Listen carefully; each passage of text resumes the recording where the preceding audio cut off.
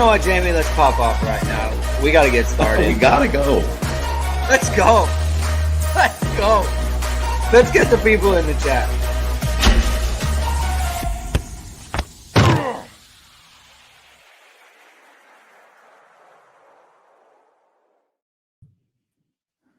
Hello, everyone, and welcome to Hit and Hustle from IrishSportsDaily.com. I'm your host, Greg Flamong, and we have the Godfather on the show once again. It's always a special occasion when he is on the show, and today is for a very big reason. Notre Dame is set to hire Mike Denbrock, the former offensive coordinator of Notre Dame Football, of Cincinnati, LSU, and now he's coming back to Notre Dame for his third stint as a Notre Dame coach. Big news. He led the number one offense in college football last year. And when I say number one offense, I mean literally number one offense, like number one in OF plus, number one in yards per play, number one in like total yards per game. Any metric you want. That Jamie and I were talking about this at the end of last show. Like they were number one in everything. So that's good, right? I think that's a good thing. And so we're going to be talking about that right up top with Mike, who has a lot of intel on everything that happened with that. Getting started a little bit early. Jamie will be on the show a little bit later to do our normal planned show, our Christmas show. So thank you everyone for tuning in. If this is your first time catching us, please subscribe to the show. Please hit the like button. Please hit the notification bell so you know whenever it is we are going live on occasion just like this when you have breaking news. And so you're going to want to stay locked into us. Stay locked into IrishSportsDaily.com as well for tons of information on this and the football team. And there's really no better time to be joining up with us. People are very excited around the program. And another exciting thing that we have for you is an online special from ESQ Clothing. You know, many people are saying that Mike Denbrock, he wanted to get back into this ESQ clothes, and that must be it. That must be the reason. It's got to be. You can't say it isn't the reason. And then one thing that you can do for this holiday season, it's kind of near the end. Think to New Year's now. You know, you messed up. You forgot. Oh, man, I forgot to give my loved one this present. You can go to ESQclothing.com. Check out the bamboo dress shirt that you've seen on all your favorite players and coaches. The world's most comfortable dress shirt made of sustainable bamboo fibers. The bamboo shirt is naturally odor-resistant, wrinkle-resistant, and even machine washable. Also, 3 degrees cooler than cotton. So you can sweat it out watching games, and you don't have to sweat out the OC search anymore because Notre Dame has their guy. So get ahead of the holiday season. Use ISD25 to get 25% off your online purchase at ESQclothing.com or visit God at Chicago showroom to get your perfect custom fit. Mike? Yes, sir. CFB Hertz says Notre Dame football is Notre Dame taking football very seriously. It's very exciting. Thank you for the super chat, CFB Hertz. You mentioned the last time you were on. The last time you were on, Mike, was Monday. Yep. You said that the day that Jared Parker was hired by Troy, you said you've never felt better about where the Notre Dame program is going, kind of in all facets, admin-wise, with the football program, hires, things of that nature. I think that would fit into this. What do you have for us? I know you're super plugged in. What do you have for us on this whole situation? Well, and I think that this particular hire really kind of emphasizes what I was saying, that look, there's some very smart people at Notre Dame. I know there are a lot of people who criticize the people running Notre Dame, and you know, sometimes I think it's justified, and I think sometimes in the past it was definitely justified.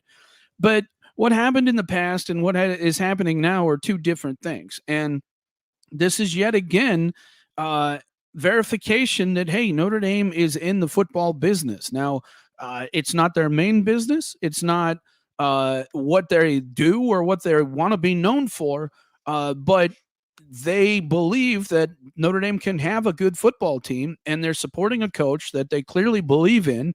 You know, if they didn't think Marcus Freeman was going to do a good job, I don't think you'd be getting all this type of stuff. I think they really believe Marcus Freeman is going to be a good coach here, and they're trying to support him. And as I've mentioned before, you know, I think you'll see improvements with the Goog and all that type of stuff. I've heard some things that are pretty darn impressive with that, and I think it's going to kind of shock people. You know, the delay, you know, certainly COVID caused a lot of problems, not just, with Notre Dame and school and things like that, but donations and everything, everybody's been hurting, so it's a tough situation for everybody. And now I think everybody's starting to come out of that, and now you're starting to see a lot of the things happening at Notre Dame. And I do think that Notre Dame has a very good board of trustees, a bunch of guys who do care about sports, do care about Notre Dame football, understand the legacy that it has, and want to support that. And I think that they really think Marcus Freeman can be a good coach. And so now you get your offensive coordinator. I've mentioned before on the show, and I've mentioned on Irish Sports Daily, I think you'll see at some point a contract extension with Al Golden. And I think it's going to be a long one. And, I've said this before, they want to keep Al Golden, and I think they stepped up to the plate to do that as well. So look, you now have an experienced offensive coordinator. You have an experienced defensive coordinator, and trust me, there's teams that are coming after Notre Dame's coaches. There's been a number of teams come after Notre Dame's coaches already. We haven't reported on it. Certainly didn't want to, because it's not a good situation. But I think Notre Dame has handled a number of those situations already. And, we'll see what the NFL crazy season brings. But this is just, I think, if anything, Notre Dame fans should look at this and say, wow, Notre Dame is really supporting this program. Yeah. And that should be exciting to everybody. And it is to me, because I've been doing this for a long time. And I think that I've never seen Notre Dame so dialed in and focused on, hey, let's really produce a winner here. And I think that that's what we're seeing. And it's exciting. It should be exciting for everybody. Yeah. First of all, thank you for the super chat, Steve Hogan. Wow. Let me see. That's a very nice. That's very generous. Very thank you very much. Yes. Thank you, Steve. That's very. And very the CBF Hurts, who every time, does that. It's fantastic, and we appreciate it. Yeah, I want to make sure, Steve. Sometimes it has a little gap here. I'm going to make sure you've got if you have a question, please put it in. I'll put it up, because it's a very generous super chat there. Yeah. Mike, let's give a little bit of background. Right, we went live last Monday on the show with the news, and we were I told you yesterday, we were very heavy Mike Denbrock on the show, and it was actually making me a little bit nervous. But you knew a lot more than me, about what was happening behind the scenes and everything, and you were fairly confident. Whatever you want to share here, to give people a little bit of background on the background on this. Well, look, I mean, I've known Mike for a long time, and my confidence wasn't coming from talking to Mike or having all kinds of conversations with Mike. There are a lot of different sides to this. There's the Notre Dame side. There's the Mike Denbrock side. There's agents. There's all kinds of ways to find out information. People that know both sides. There's all kinds of ways to find out information. I won't go into where or how or who I talked to about this, but look, I've just known Mike a long time, and I just know how he feels about things. And you got to remember, I've known him since way back in the Willingham days. So and I was very friendly with him back then.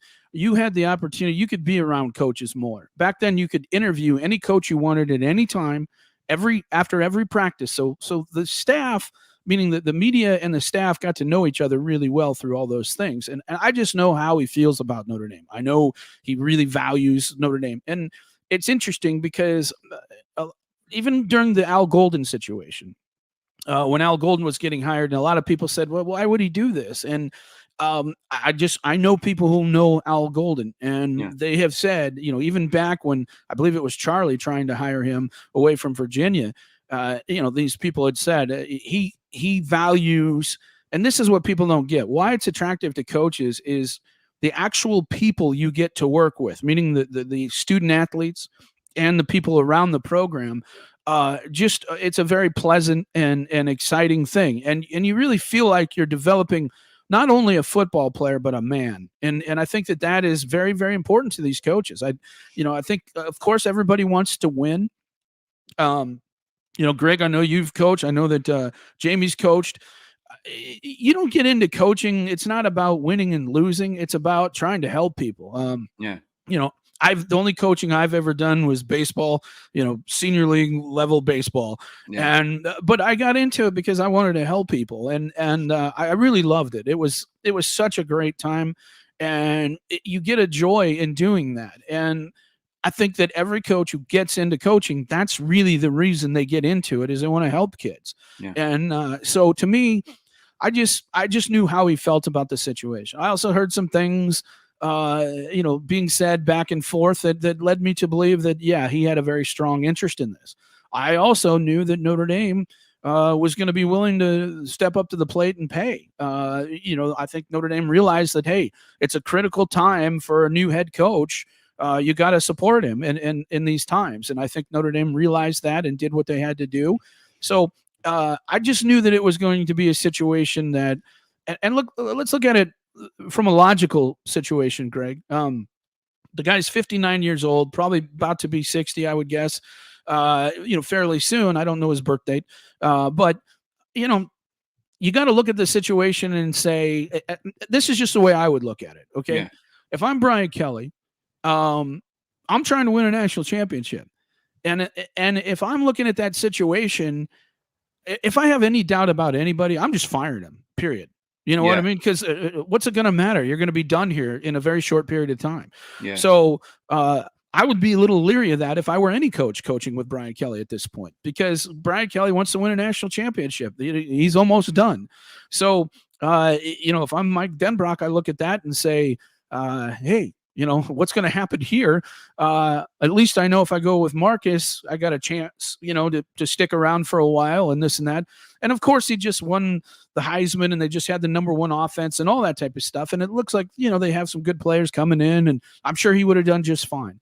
But then it comes down to, when you get as old, look, I'm 56. So, when you get a little older, you start thinking about, how do you want to, end your working career? What do you want that to look like? And so just knowing how he felt about Notre Dame, I just felt that there was a very good chance. And then of course I started hearing some back and forth and realized that, that he had a really strong interest in this. But I knew that on Monday. You know what I mean? I knew that actually before Monday. I knew that.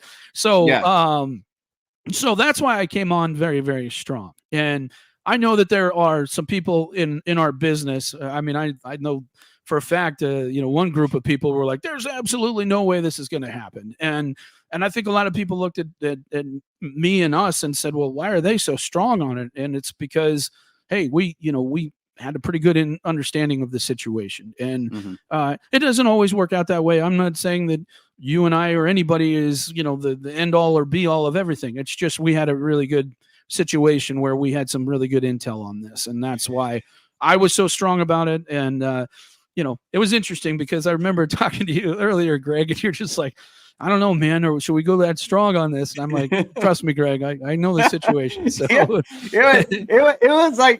Anybody who knows me knows I'm not going to say anything unless I feel pretty good about something, because nobody likes to be let down. They just don't.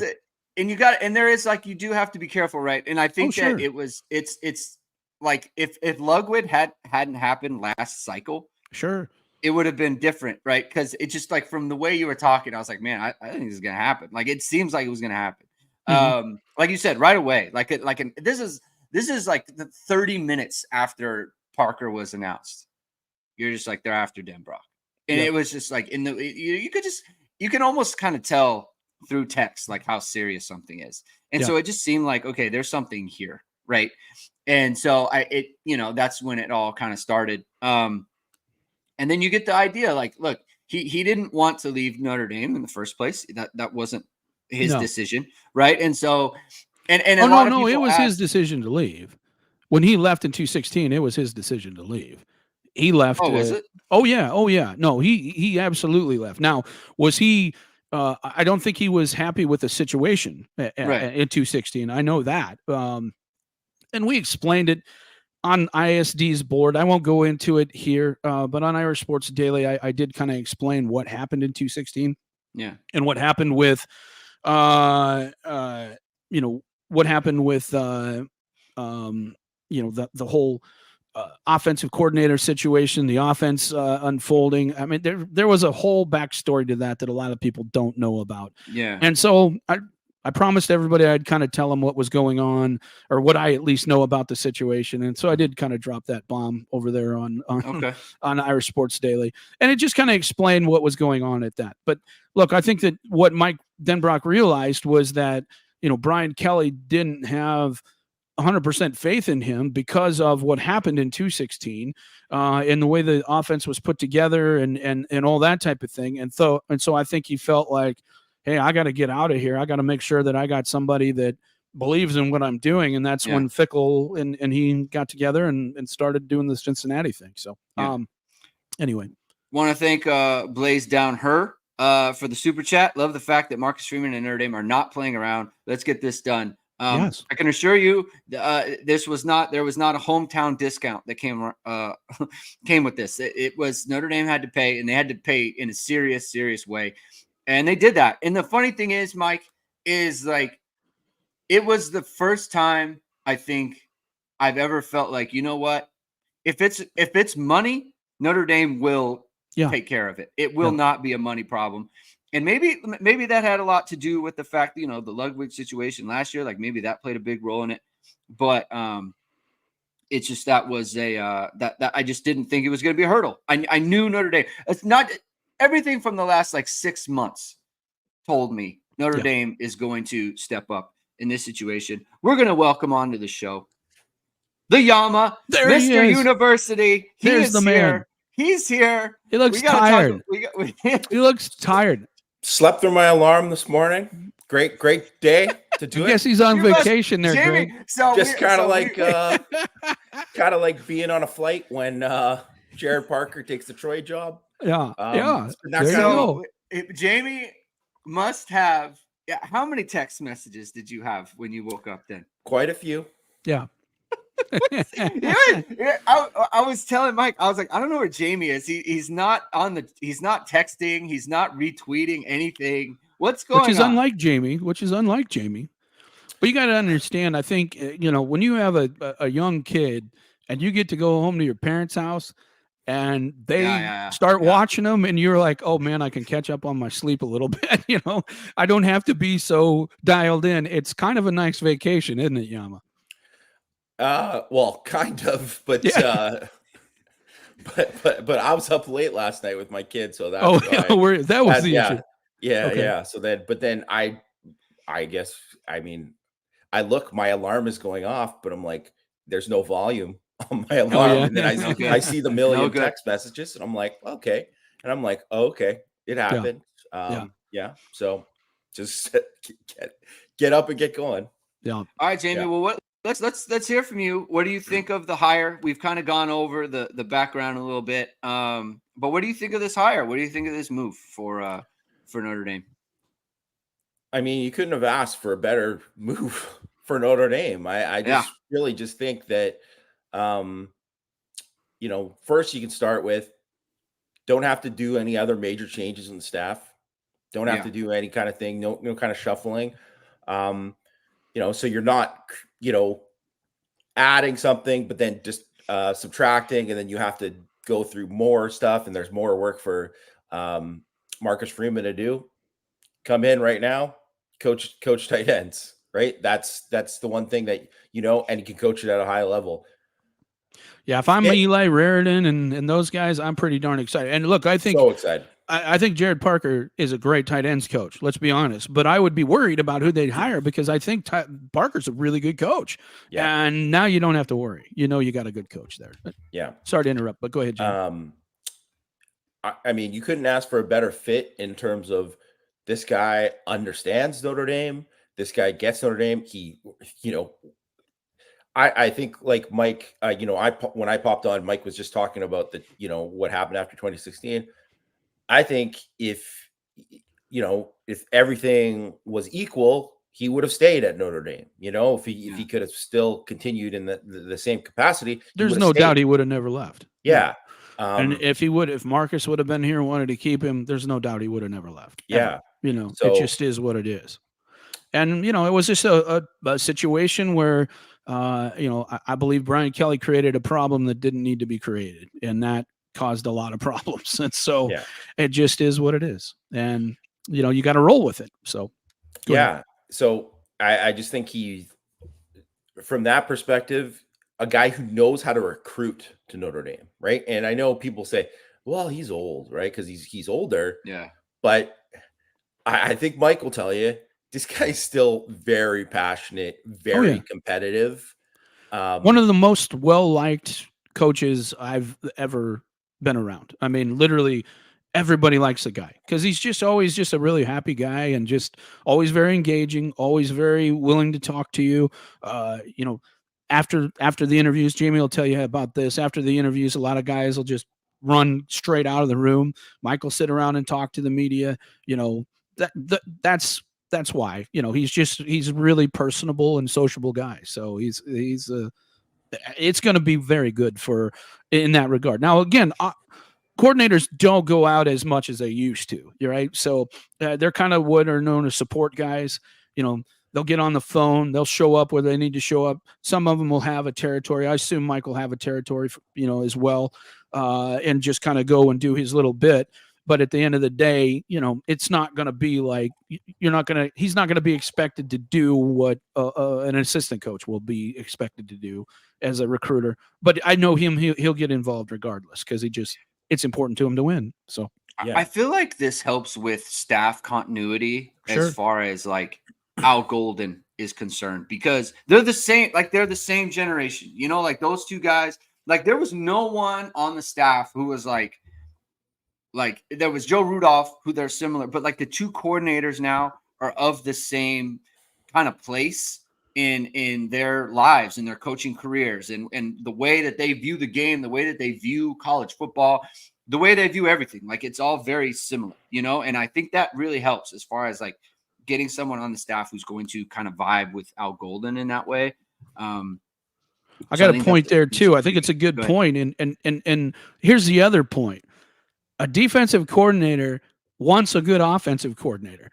What a defensive coordinator doesn't want is short fields, which is what happened a lot to Al Golden this year. You want a guy who can at least, switch the field. And that happened too many times to Al Golden this year. I'm sure that Al Golden's thrilled with this, decision.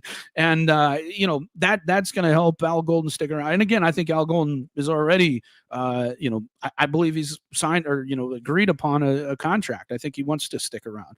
But the NFL, we'll see what happens when the NFL comes, so then that's just the reality of any situation. Go ahead. Well, I think, sorry, Greg, but no, I think as a play caller, and this is the big thing, he is extremely adaptable to his talent.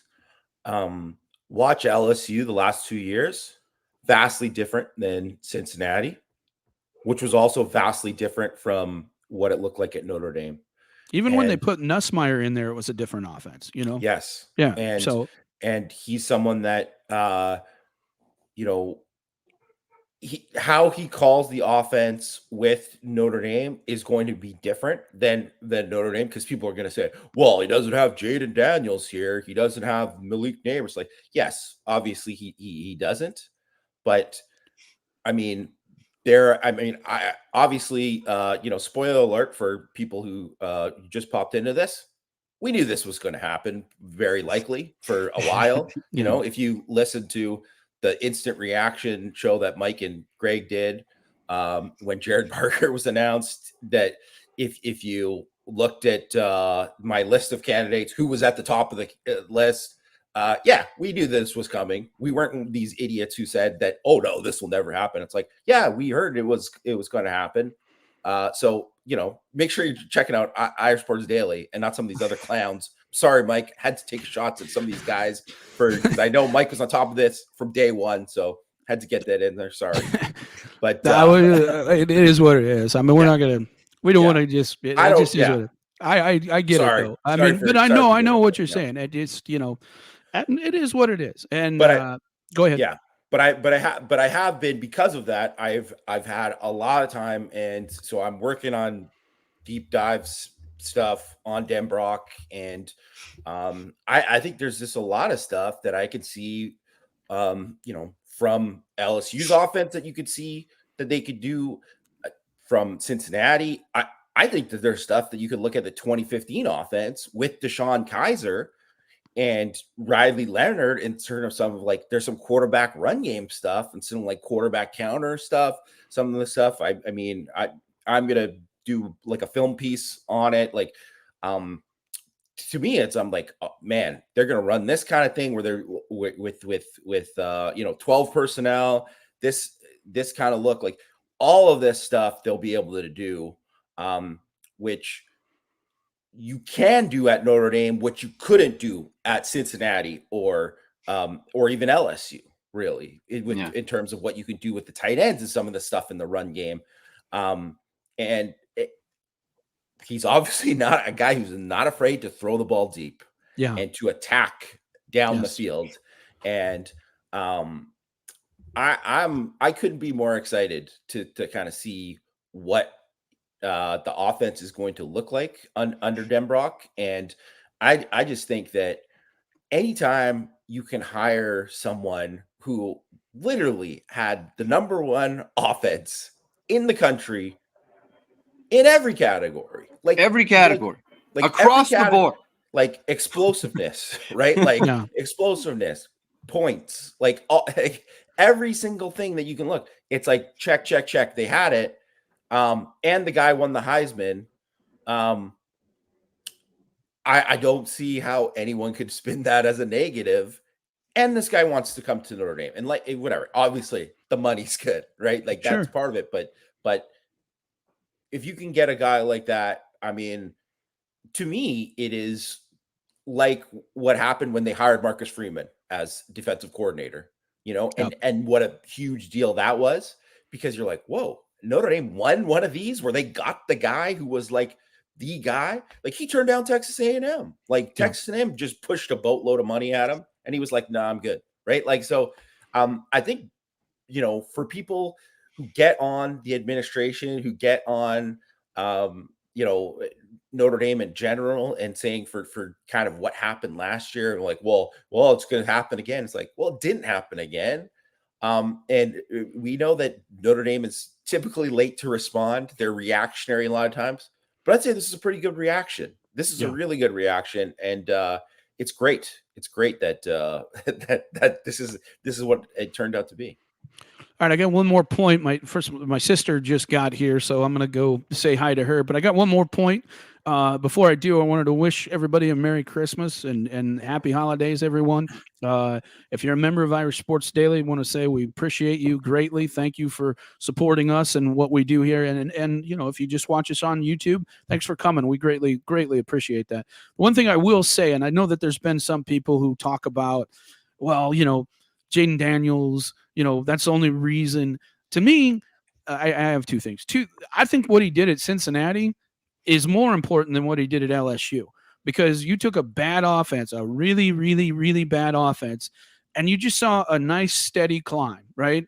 And it was just each year got better and better. Took a very, very, very raw quarterback and did it. And I remember Jamie and I talking before the Notre Dame game, and we felt that Notre Dame had a chance because they had a kind of a suspect offensive line. Cincinnati didn't matter. When Notre Dame played Cincinnati in Notre Dame Stadium, they still won. And to me, I think what he did at Cincinnati is easily as impressive, if not more, than what he did at LSU. The other thing I'll say, because I know that there's some people who have some reservations because, he worked for Willingham and he worked for Brian Kelly. Let's just take all of it out of there. All right. Let's just say that whoever Notre Dame just hired worked for, say, Texas, right? And had never worked for Brian Kelly and never worked for Tyrone Willingham. And he just worked at Texas. And then he worked at some other school like Cincinnati and put up the numbers that he did at Cincinnati, and then just put up the numbers that he did at Texas. Every single person in the country would be like, this is the greatest hire we've ever seen. The only reason anybody has any sort of reservations about it is because of the Brian Kelly Association. which is dumb because it's the same guy who produced the numbers. It doesn't matter who it is. He produced the numbers. He could have done it at other places. And really, he did it in spite of what everybody thinks about Brian Kelly. You know what I mean? So if Brian Kelly's such a terrible coach, he was still able to do it, even having Brian Kelly, the meddling, head coach that he's working for. And so I think if you just look at it that way, and again, look, I have no idea whether Mike Denbrock's going to be a good coach. I have no idea whether he's going to be a good offensive coordinator. Greg doesn't know. Jamie doesn't know. Marcus Freeman doesn't know. Mike Denbrock doesn't know. Until you get in there and you actually start working and doing the things, you don't really know. But the guy's got a lot of experience. He's got a proven track record. He knows the situation. And like I said, if you take all that out and he came from Texas and nobody ever knew, everybody would be thrilled. Absolutely thrilled with this hire. And you just got to look at it that way, and we'll see what happens. And as I mentioned to Greg before, look, Ben Johnson is known as the greatest offensive coordinator in the NFL right now. I'm a Lions fan, and I know this is going to come to no surprise to Jamie. There's at least 10 times a game where I'm like, what the hell is this guy doing? Right? I mean, what is this guy doing? And so you're going to say that about any offensive coordinator. I don't care who it is. We've seen Lincoln Riley at the end of the Notre Dame USC game, supposed to be known as one of the greatest. And you're just like, what is this guy doing? And so every offensive coordinator, you're going to say that about. I don't care who it is. So you just got to trust the process, hope it works out, and we'll see what happens. Anyway, Merry Christmas to everybody. I got to go see my sister. She brought me my Christmas cookies. I got to have them, man. I just got to have them. My waistline doesn't need them, but she drove 2.5 hours to bring them to me. So I got to get up there and go see her. So anyway, Merry Christmas, everybody. Happy holidays. Thanks for watching the show, and we'll talk to you two later as well. All right? All right, yeah. Merry Christmas. All right. Merry Christmas, guys. Take care. All right, everybody. Show goes on. Just to kind of get on the point that Mike just made, like, I think, there are no sure things. There's no such sure thing as a thing. home run hire. Yeah, like you don't know, right? We don't know for certain it's going to work out. We don't know how it's exactly going to go. But I think it's a matter of, like, you have to set yourself up the best way possible. And I think that's what Notre Dame has done, right? And that's all you can ask for, is like you take the best situation you can make, and you go from there. And I think that's what they did here. And, like, I'm not here. If anyone wants to tell me, and this is Matt Freeman, if anyone wants to tell me that Jaden Daniels, Mike Denbrock needs Jaden Daniels. No one thought Jaden Daniels was anything special coming out of the portal 2 years ago. Like, nobody. ASU players were making videos, couldn't wait for him to get off the team. I'm just not having that. Like, no, thank you. Like, I think this is it's just like what he did with Jaden Daniels, what he did with Desmond Ridder, was a 2-star quarterback, right? What he did with Deshaun Kaiser, who couldn't complete a pass in the spring game, looked terrible in the spring game. Like, what he did there, that 3 different spots, 3 different talent pools. It's just like you do. Drunk Vigo, Jaden Daniels did it all himself. It's like it's like 3 different situations where he was able to excel and thrive and make a good situation. Like, to me, the rest of it, like 3 times at Notre Dame, I don't care. Like, knows Brian Kelly, it doesn't matter to me. The fact that he was able to operate in all of those situations tells me this is a good coach. He knows how to coach offense. Like you said, he's adaptable. He knows how to change the scheme for his players. I mean, I don't want to say it's a home run, but for me, it's just like, man, this is as good as I've felt about, Notre Dame offense, given what they have, the types of players that they have. If I'm Riley Leonard, I am over the moon right now. Yeah. If I'm CJ Carr and Deuce Knight, Deuce Knight, Deuce Knight has to just be thrilled. Yeah. Couldn't have gone better. Well, obviously they already got these guys, Carr's already there too. So it's not like they have to win him over or whatever, right. But Deuce Knight, you want to secure a commitment. This is a pretty good way to do it. I mean, it's already pretty secure. He's obviously been recruiting pretty hard for Notre Dame, but still, you make him feel even better about his commitment. And if you're like, well, he had Jade Dance, whatever, well, he's going to have Deuce Knight. So it's like, that's part of it is like, you see what a guy has done with this type of talent. And it's like, well, that if you're bringing in another talent, then you're like, oh, those are the possibilities with that guy. And also the 2026 quarterbacks, that's what they're going to look at and be like, man, this guy just coached a Heisman winner. Like all of that stuff, like it checks boxes for people. It does. Right. And, I think people just love to complain, you know, like if it's like, if it was Kirby Moore, people would have been like, you know, I don't know. He hasn't been a coordinator for that long.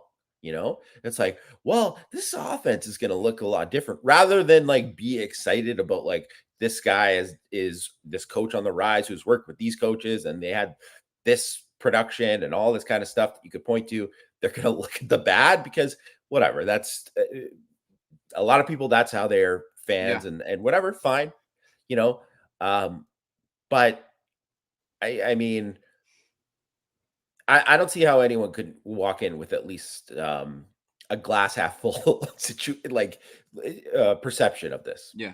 Yeah. I just 100%. Like, it's just a great move. It's a huge move for the school, for the university. And I just like, you just knew that they were going to make it happen. And that was the thing for me that really just kind of did it. Like, they are going to make this happen. And they're not going to miss in this situation. And that was a great feeling, you know, to know that they were going to be locked in here and they were going to make the moves that they needed to make. And they made them. And it's great to see that. It's great to cover, you know, a Notre Dame team that, you know, is actually going for it. And I thought like going for it in like not a reckless way, like not a silly way, you know, like they're actually going for it in the way that they need to. And it's great. It's great to be, it's great to be a part of that. And you think like things can always just change. And I always think about like guys who, it's just like, you got to be patient. Like I don't want to take a shot because he's at UCLA now, but like Rico Flores, right? Like he leaves the program. It's like, this offense isn't what is going to like show my abilities. It's like, this is the best off. Like now you, like any wide receiver, you have to think like Chris Mitchell, jackpot. Bo Collins, jackpot. Like, you have hit the jackpot in terms of the situation that you have come into. And I think every wide receiver now has to think about Notre Dame in a different way. They're showing Malik Neighbors film to players now. They're showing Brian Thomas film to players now. You know, like it's just a different thing. It's a different vibe. And now you've got the guys who actually showcase, like now Jeremiah Love and Jadarian Price, like all these guys. This is what CJ Prosise did. And this is what Josh Adams did, right, with this group, you know? And so it's like, that's a huge Ford from Cincinnati, right, who wasn't like a highly rated guy, but he had like a very good season under Mike Denbrock. Gordon Butler asks, and thank you for the super chat as well, is there a better OC-DC combination in the country? I knew the administration wouldn't miss the opportunity to poke a stick in BK's eye. That probably I think it's without saying that I think it's a great side benefit, honestly. Yeah. And not just for like the BK part, but just the stepping stone. Like when Tommy Rees went from Notre Dame to Alabama, it was like stepping stone job, Notre Dame, you know, like not an elite program. And now you have the opposite, where it's like you have your coach going from LSU back to Notre Dame, stepping stone job. Like that was the thing that people didn't think, like, oh no, like that's never going to happen. Right. That was just the assumption. It's like that Notre Dame will, like, they won't have a coordinator make that move. And then they did make that move. I want to thank everyone who is in the show for being on the show right now, and appreciate all your support and all those things. We take you to the super chats. If you haven't done so already, please subscribe to the show. Please hit the like button. Please hit the notification bell so you know whatever it is. We're going live. We need everyone to strap in because it's still a mailbag show. And thank goodness that Jamie, he came on late. So he came out of the bullpen. So his arm is fresh. We got a big show today. We're going to be going for a long time. All right. It's our Christmas show. Merry Christmas to everyone. Happy holidays. We're coming. We're coming big. Let's get to some questions, Jamie. Jamie, do you want to get to some questions? We got some more Mike Denbrock stuff. We got everything. We're going. We're just going to make it happen. Iris Bronx asks, Merry Christmas, boys. Your work is appreciated. What's your favorite Christmas tradition? Christmas tradition, Jamie. What is it? Well, it used to be my cousins used to have a Christmas Eve kind of party every year where they would just have like a ton of friends come over, and it was just a fantastic Christmas party every year where my auntie Alice, who I love dearly, how she would put out this big spread, and there'd be a million people there, and there'd always be people that you hadn't seen in years that just would pop in, and it was this great party every year. That used to be it. But really, I think it's just just in general, I just think being with my family and doing all that kind of stuff. I think just like, there's nothing, just, I don't live where my family lives anymore. That's why I'm out here, out west. So it's just kind of getting out and being with my family on Christmas every year. Christmas tamales for me. It's a big time. My grandmother's Mexican. And so my mom, she's always making Christmas tamales. That's huge. It's huge in our house. And so it's a big thing that we've got going all the time. And so there's that. Patrick R is asking, Christmas dinner, ham or roast? We do ham. That's what we do. We do ham, and we love it. Love it. Abe Froman is asking, is Die Hard a Christmas movie? Jamie, do you want to get in on that situation? I'm neutral on it. I have no problem if you deem it a Christmas movie. I don't view it like, I don't watch it like it's Christmas time. Got to watch Die Hard. Yeah. Never have thought that ever in my life. But there's obviously Christmas stuff around it. It's funny. I just had this discussion with my wife yesterday in the car, and she was like, nah, it's not a Christmas movie. And I'm like, that's fine. But I mean, I think it's a Christmas movie, but I don't have a problem if you don't. Your wife is right. It's not a Christmas movie. And you kind of put it out there. Like at Christmas time, you never thought, I need to watch Die Hard. That tells you right there. It's not a Christmas movie. I watched Die Hard in July. It takes place during Christmas, and that's fine, but it's not a Christmas movie. I'm sorry. That's just not it. Thank you from the Sachi's King, Abe Froman. Moving on to the next question, Iris2104. Have there been changes to fund since it started last year regarding who runs it, how it's run? I read that Brady Quinn was pushed out, and now it is run more like we are going to be on the top NIL in the country. We're following the rules and more major money. Thanks for everything. I don't. Not only is Brady Quinn not pushed out, I think he is at the forefront of this thing.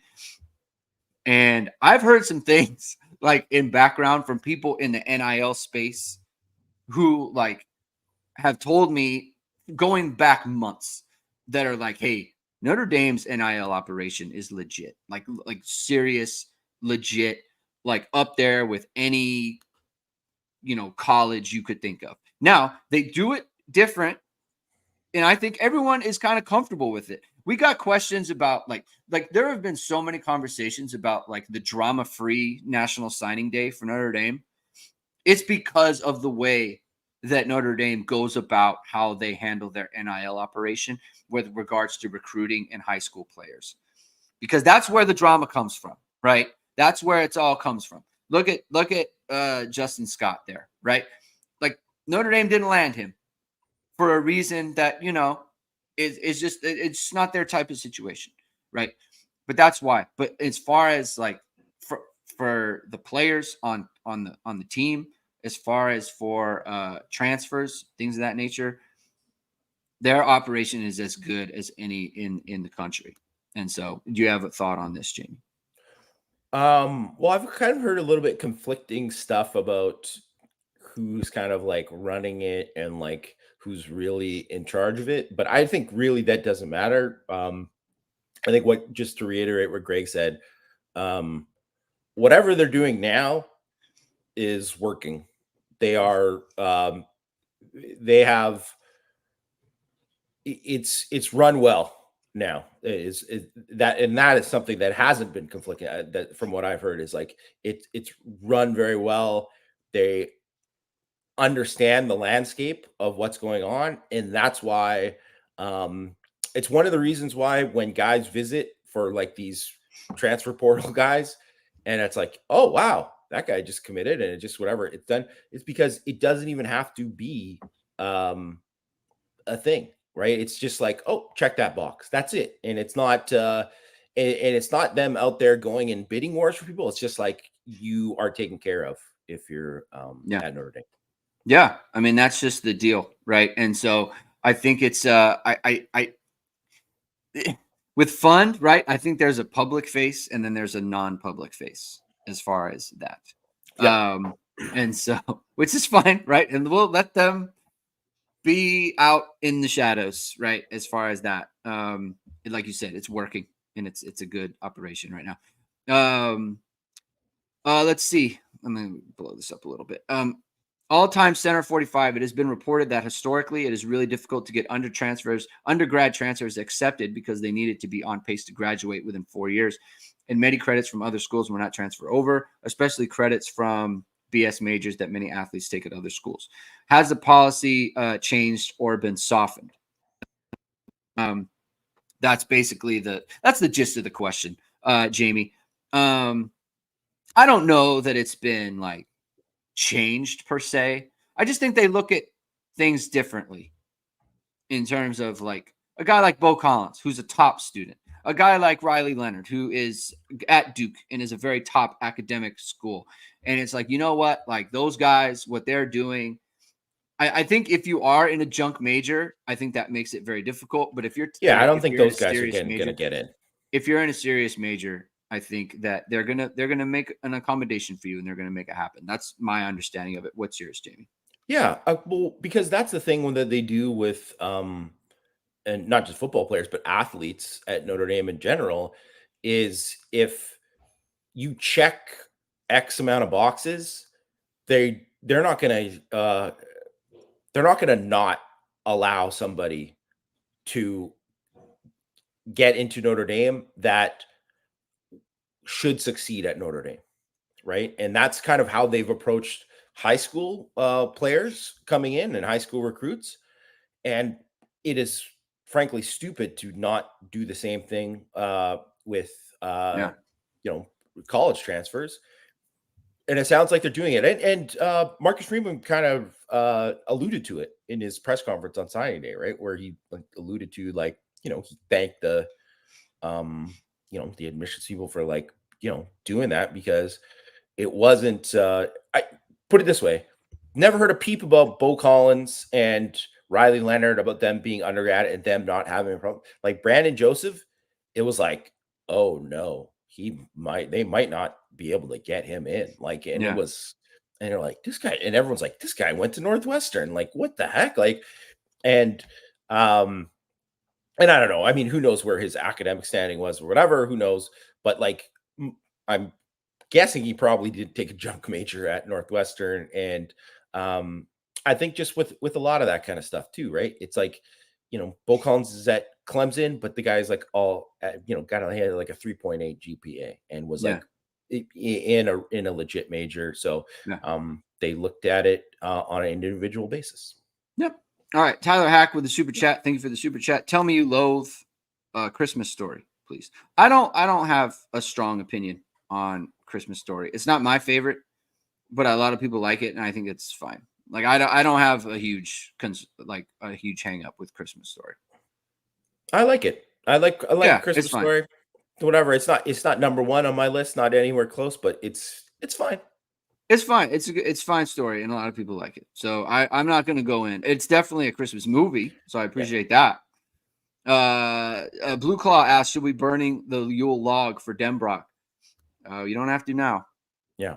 Because that's done. And so a lot of Denbrock stuff.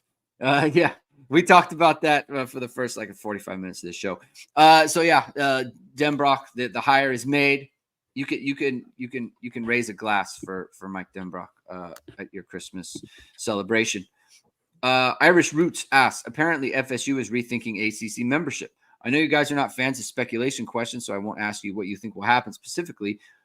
But what are some possible outcomes? Would the collapse of the ACC potentially free Notre Dame financial penalties of its own exit? Could this potentially usher in new mega conference era people have been talking about?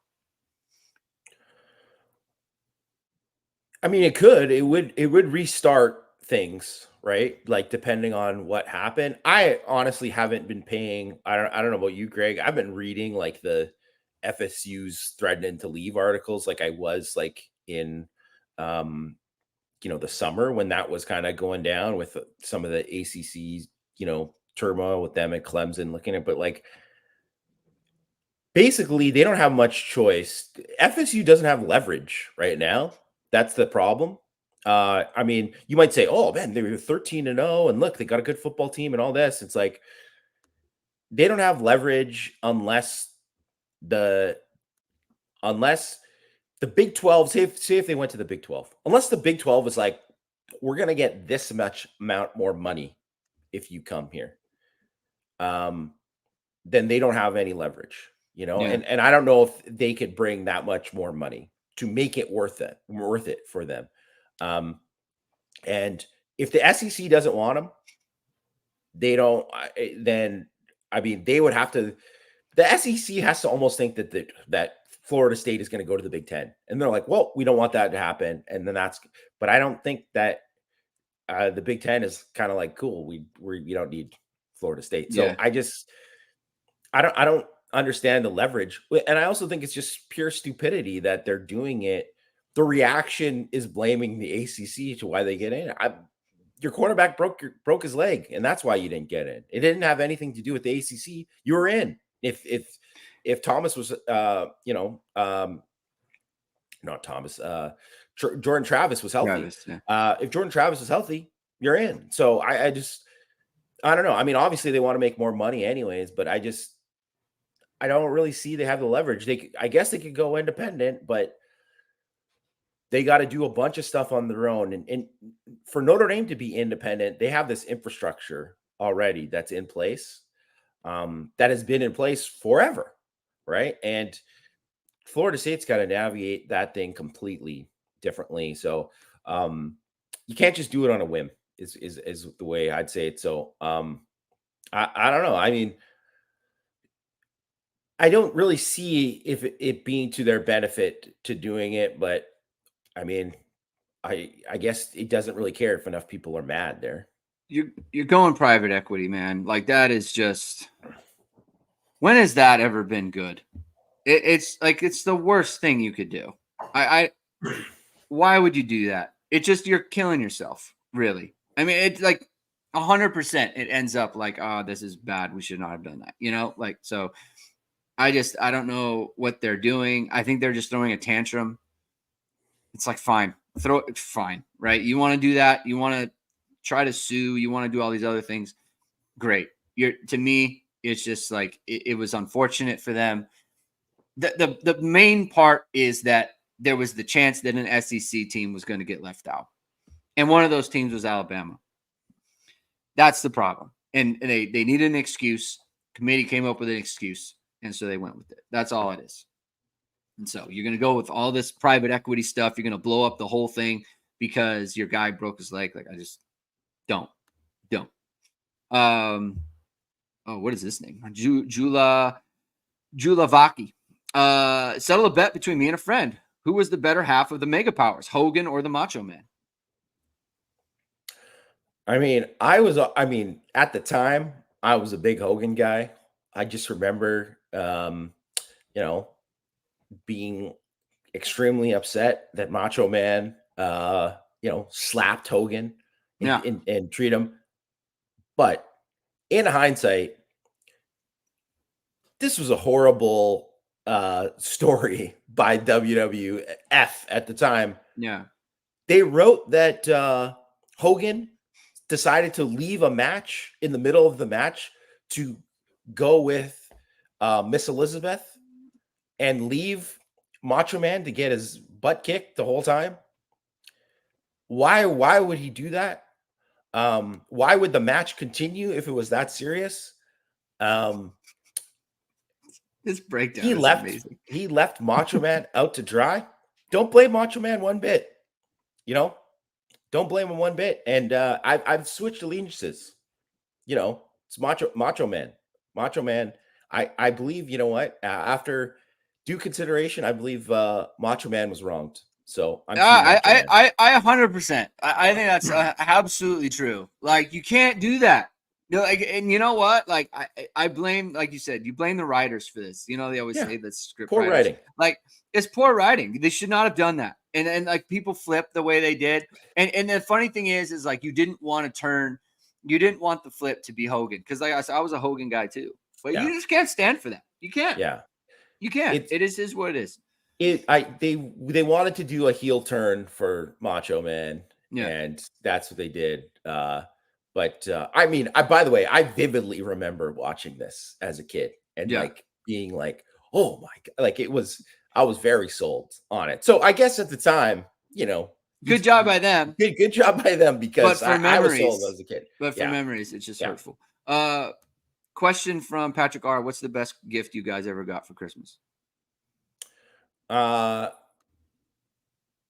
got an Optimus Prime, like a special Optimus Prime thing from Santa when I can't remember what grade or whatever it was. Yeah. I mean, I was young, obviously. And that was like everything I wanted at the time. And I was like, man, Santa, he knew. And I couldn't have been more thrilled. It was like the best moment of my life at that time. I got, when I was like 11 or 12, I got a signed photo from Lou Holtz addressed to me, like, Greg. It said, Greg, always be the best you can be. That's what it said, from Lou Holtz. I was like, he knows me. I was like, God himself wrote me a letter. Like, I just couldn't. Yeah, I was like, Lou Holtz knows me. It's unbelievable. That's how it was. So that's the best gift I ever got. Human Robot. Any idea if David Shaw will look to get back into coaching? I mean, his name has been thrown out there for some NFL stuff. Like, he's trying to get in. I don't believe he ever wants to be a college coach again. Yeah, because he doesn't want to have to deal with work. He doesn't want to have to deal with all the hard work, because it is much harder job than when he originally was the head coach at Stanford. Like, he inherited a plum situation in terms of, like, even if you think about it, they could at that time, they still had to get evaluations right and win some recruitment, but they could always swoop in at the end and be like, well, now you can get into school now, so come on in, right? And they had to change their whole like process of admitting kids because the recruiting calendar changed. And then it's like, what? Oh man, I got to work hard now. I got to work hard. Yeah.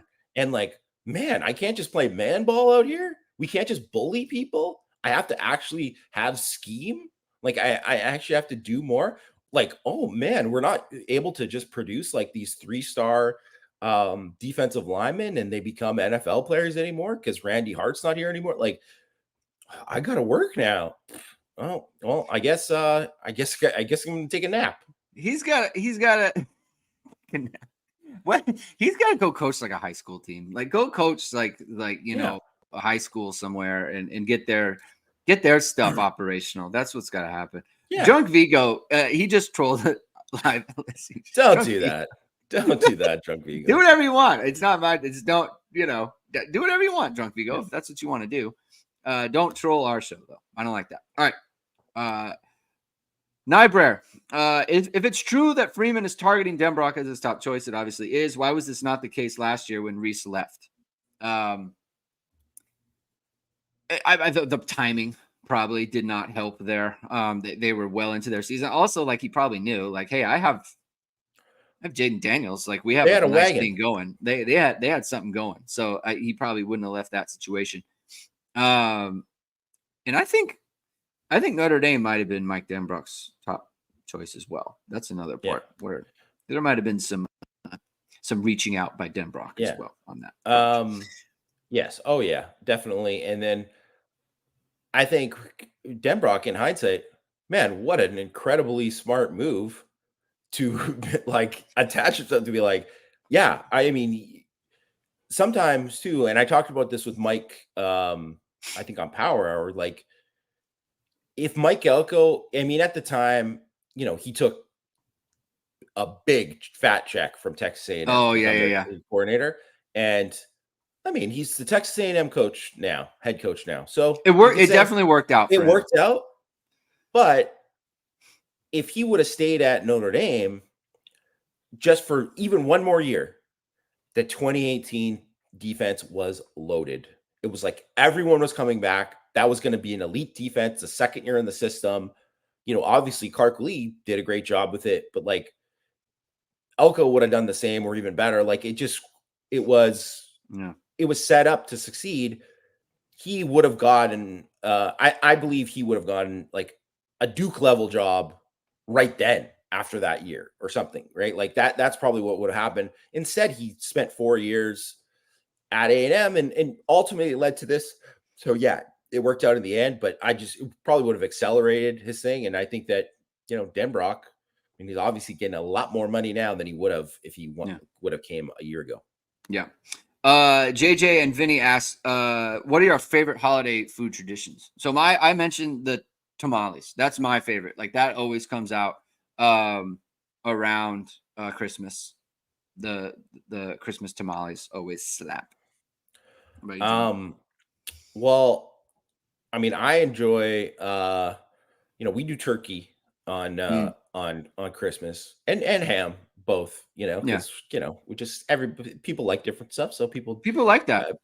People like kind of switching it up. Personally, like it sounds so weird, but I think like the side dishes are what kind of separate what is really good about like a Christmas dinner. Because if you've been to other people's Christmas dinners or, your in-laws or whatever, and there's always something there that's different than something else. And for whatever reason, my mom, just the way she makes the carrots, it's like, I'm not carrots. Who cares about carrots? These carrots are amazing. I would eat these carrots every day. Wouldn't say that about any of the, like the other side dishes are great, but it's just like something about the carrots mixed in with all this. It's fantastic. Also, shout out to my grandma who's 97, still kicking at 97. And we used to do, I'm half Japanese. New Year's Day is a huge day for Japanese people. Yes. And she used to host a big New Year's open house every year, and would make just an incredible spread with this chicken that was phenomenal there. It was great. Jamie going with the carrots. We got Greg Wasserman on the homemade kielbasa. That sounds incredible. Mom's side of the family is Polish, and they use the recipe from the old world. That's good stuff. That sounds amazing. Jamie, my wife is half Japanese. Congrats. Good job by you. Oh, I didn't know. Good job by me as well. Yeah. Good job by me. All right. JJ and Vinny, who's our starting O-line next year in 2025? 100%. This is a troll. Thank you, JJ and Vinny. I really appreciate it. I appreciate it. You know what? Respect to JJ and Vinny. That means loyal listener. Yeah. Loyal listener, loyal viewer. Thank you. Thank you, JJ and Vinny. Appreciate you. That's a good one. Frank Buzz, did Parker leave on his own, or did Marcus Freeman make room for Denbrock?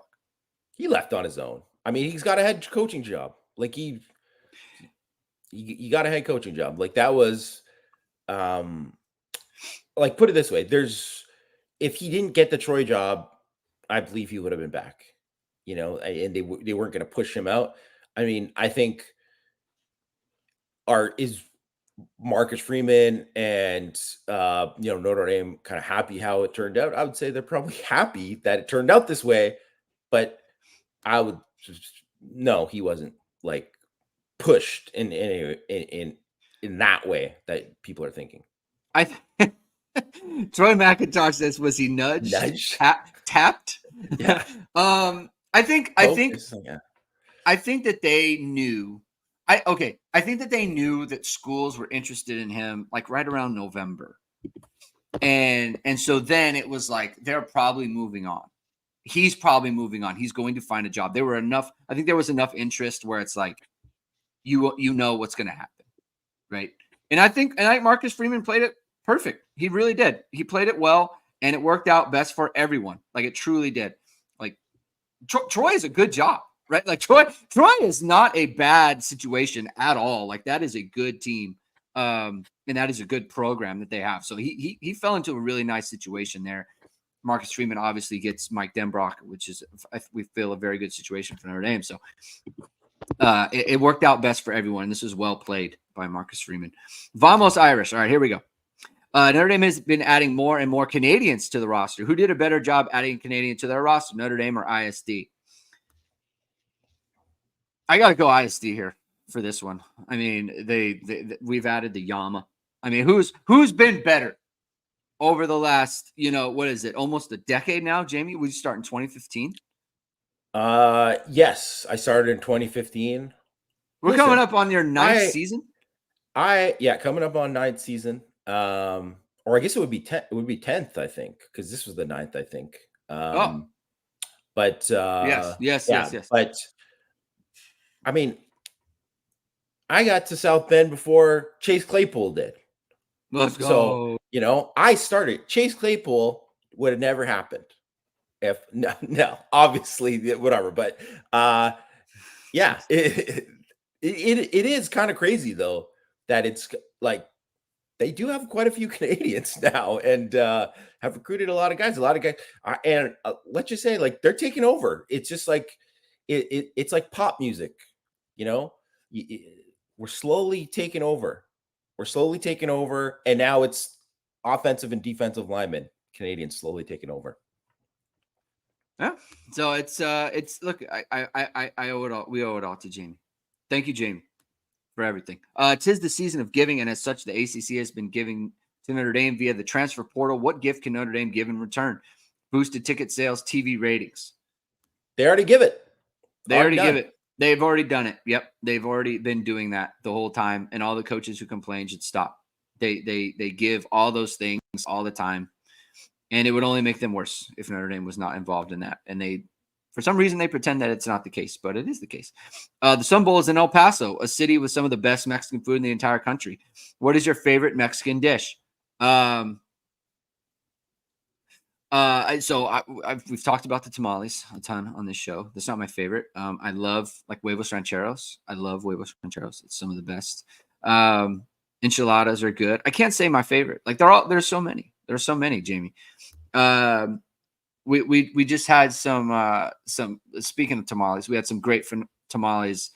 My daughter's coach, they hosted their team party at their house, and his wife made some incredible tamales. So I would say one that people don't mention is usually a dinner item, but huevos rancheros for me really hits the spot every single time. Do you have a favorite, Jamie? Ironically enough, huevos rancheros is mine. Let's go. Yeah. It's so good. I'll go green. I'll go red. It doesn't matter to me. Yeah. I'll always hit it up. It is my number one. Also, shout out to Guisados in California, in LA, like best tacos I've ever had in my life. Just want to mention that. All right. So it's funny. CH just said pozole. I just had at the same party it was incredible. It was incredible. Pozole. We had I want to say I had 3 bowls of it, which is it's just basically a chicken based soup. Love mole as well. Unbelievable. Yeah. We got chorizo in the chat. Chilaquiles, Joel Easton. So that's where it is. Yep. Favorite soup, pozole. All right, here we go. GVSND. Do you think Notre Dame will treat Riley Leonard as presumptive starter in spring practice, or when Jelly and or Minchie get starting reps? I think it'll be kind of handled similarly to what it was last year with Hartman, where I mean, if you watched a lot of those things, it was pretty split between uh Hartman and Buckner. I think it's hard to say with like what they're going to do with Minchie and sorry, we lost Greg there for a second, but it's hard to say like what's going to happen with Minchie. I think they kind of have to allow it to play out for everyone. But I think most people understand that Riley Leonard would be the heavy favorite to start. But I mean, I think that's why you go and you let them compete and you see what happens, right? And and things change quickly because I mean, there's been a ton of times too where the backup looked like this guy, and then it's like, I mean, Drew Pine became the backup over other guys, in front of him, right? Like that's something that happened, and then all of a sudden Tyler Buckner came, and then Tyler Buckner jumped him, and it changes all the time. And those are just obviously just recent examples at Notre Dame, but like it's a fluid situation. I would say that he's Leonard heavy favorite, and I mean he's going to get a ton of first team reps, and we'll just kind of see how it plays out. I mean, the thing that these guys have to understand now is Notre Dame, and I think Marcus Freeman at these press conferences. Yeah, you got. I mean, not even a grain of salt with this stuff. Like it just come on, Marcus. Like he's really stretching the bounds of like what is true and what is not true. But I think something that is true is they don't want to do this this transfer portal thing with the quarterbacks all the time. I think these quarterbacks need to be getting ready for like the next year. Like who wants to be the guy for next year? So like you're not competing because they both have multiple years of eligibility. Like same thing with CJ Carr. Like they all have these years ready to go.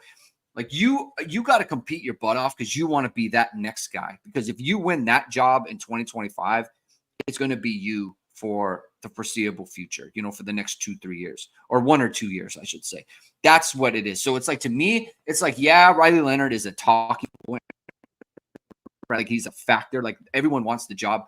I think Riley Leonard's going to be the quarterback, right? Like he just is, right? So like they're going to let him compete for it, and that's fine. But like Riley Leonard's going to be the quarterback, but you want to be the guy. It's like if something happens to Riley Leonard, you want it to be your job going forward.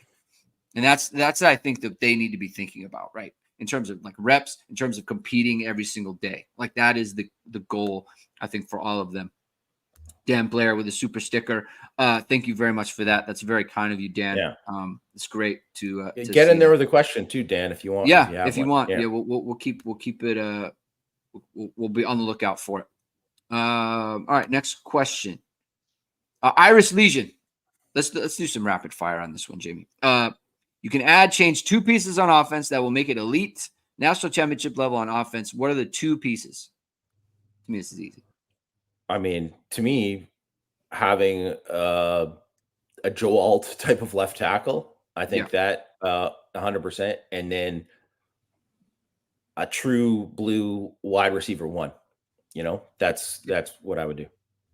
Yep, I no notes from me on that. I think that is absolutely correct.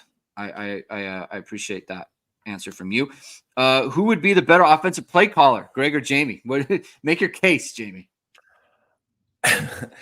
I mean, I've called plays before. Only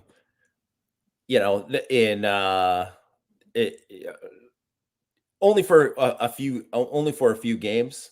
I'm not going to say that I'm like the greatest play caller ever. And also too, when I think about it, and I had success in those games, but it's easy. It was easy. I had the better team, so it's easier when that happens. When everything you do works, it's so good. Yeah, a lot of stuff works, right?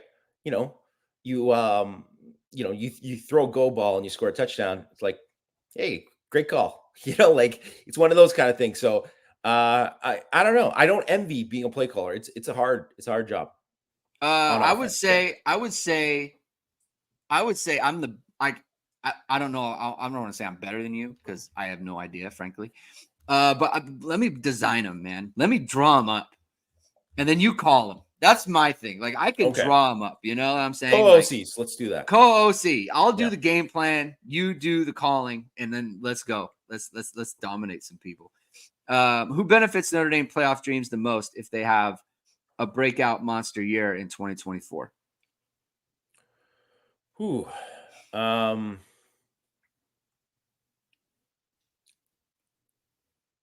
I would say it's got to be a receiver.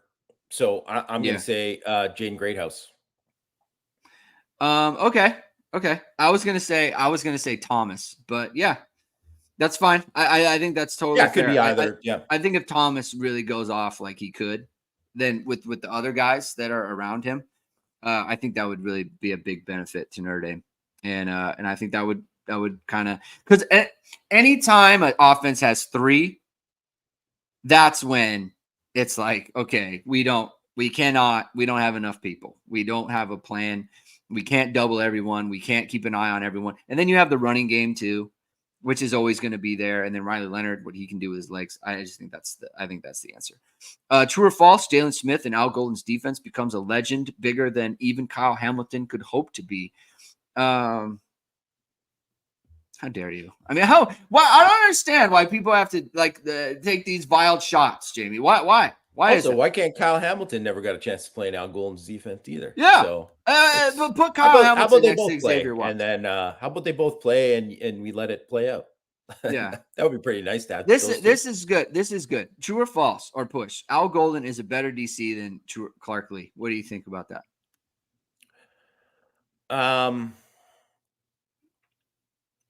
I mean, I'd say push. Clark Lea obviously did a really great job at Notre Dame. Al Golden, I think, has done a really great job too. So I think it's just like you're looking at preference. Also, it's so funny to be like, man, the game has changed. But it's like, go watch some of the offenses in 2018 and watch them now. It's changed. Like, it's different. So it's like, and that's one of the things with, not to kind of bring it back to Denbrock, but just like he is adapted to change. And that's something I think that has, made him successful. And I think it'll be interesting if Vandy sucks this year and Clark Lea gets fired, which I would say is probably on the table. They've been bad for 4 years or whatever. I mean, I'm sure he'll get a defensive coordinator job, but I think he's a bright guy who will probably adapt and do well. But like we all saw what happened with Bob Diaco. Guy was a dinosaur and stuck in a certain age, and it never happened for him. I think it was hard for Lee. It was different because I don't think they had as many pieces. Notre Dame has a lot of pieces now, and I don't think Lee really had that, especially in the back. It was just like, look what happened. Like you couldn't just rotate. You didn't have a guy like Christian Gray just sitting in the wings. You didn't have that. And so I think that was difficult for him. They both did a great job, and we'll see like how Al Golden does in his third year here. What's next for Chuck Martin? Seems like 11-3 at Miami, Ohio. Should start some bigger opportunities. I think like Chuck Martin, the next move is like retirement. I don't know that he was really looking for something bigger. Like, I think it's a good situation for him there. I mean, doesn't seem like the kind of guy who's like, yeah, I want to go to the Big Ten, some smaller Big Ten school. Well, also who's the last MAC coach that moved up and got a Power 5 job? Because like Jason Candle has been ever and had success and can't do it. Sean Lewis had to go and take an offensive coordinator job and then take the San Diego State job. Like, it's not an easy thing to just go and move up, right? Like, you saw like Dino Babers moved up and got Syracuse, and he's kind of like one of the more recent guys that I can think of. But Fleck that Tyler Hack mentioned, but like there's not a lot of guys. It doesn't happen very often, and especially with Chuck Martin, who's done well, and good for him. Congrats on a great season, obviously too, after losing their starting quarterback. But like 11-3 in the MAC, and him getting that, and it's like, well, they beat Cincinnati. I was like, well, Cincinnati stunk this year, so it's like, and they haven't had a bunch of 11-win seasons. I think if he stacked another 11-win season, then maybe. But I think you're right, Greg. I think he's probably stuck there unless he goes, or maybe he goes to another Group of 5 job. Yeah. Buying or selling. X Watts plays himself into the first round next season, assuming he remains healthy all year. I think if he was capable, I think if teams saw him as a first round talent physically wise, he would already be gone. Like, because he had the production. It's not like he didn't. So I don't, I don't think that's possible for him. I think like for him, it's like second rounder, like solid. Like that's when you talk about like showing the coverage, better coverage, showing the tackling, right? Like we've talked about it before. Like the safety position lends itself to tackles, but he's been a little loose there. Like he does need to clean that up, and so I think that's where he could make a big jump. Do you have a thought on that, Jamie? Very hard for safeties to get drafted in the first round. Yeah. I mean, you saw like Kyle Hamilton was considered like a top 5 prospect by most people in the draft, and he went 15th or whatever. Did he go 15th? Was that Greg? Exactly 15th? 14th. 14th. Yeah, he went 14th. But I mean, he wasn't the 14th best player in the draft, and obviously it's proven out that way.